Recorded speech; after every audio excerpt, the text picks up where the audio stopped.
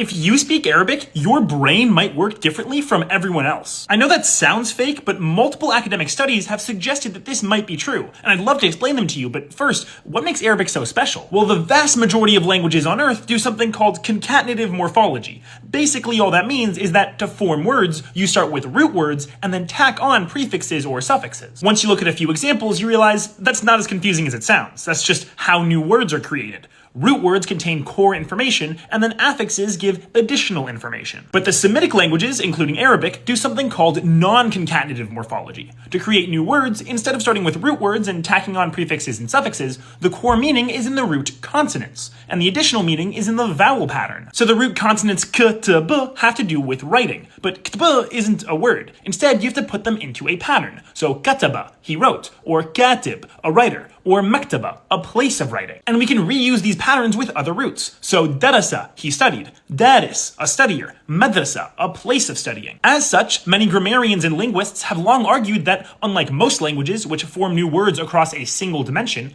Arabic works multi-dimensionally. Words are formed on both a root level as well as a pattern level. That is pretty wacky, but that's just a theoretical model. It's not like the brain is actually processing Arabic across multiple levels, right? Allow me to introduce you to this landmark paper, which is going to argue exactly that, all thanks to one Lebanese man, ZT. In his 30s, ZT suffered from a stroke, which left him with a pretty severe language disorder, and as a result, he often performs metathesis, which is when two letters swap around in a word. We often do this in casual speech, like if you've ever pronounced the word asterisk as asterix, or comfortable as comfortable, that's metathesis. But here's the key insight. Before his stroke, ZT was fluent in both French and Arabic. So what if we compare how he does metathesis in French with how he does it in Arabic? Here are some examples of his metathesis in French, and you can see that pretty much no letter is safe. Consonants and vowels are all jumbled alike. But now let's check out his Arabic metathesis. See anything interesting? First off, note that the vowels are completely fixed. They never metathesize. But even among the consonants, something weird is going on. Like the initial m, it never metathesizes. In fact, only consonants that are part of the root ever go through metathesis. Wait, so only root consonants go through metathesis?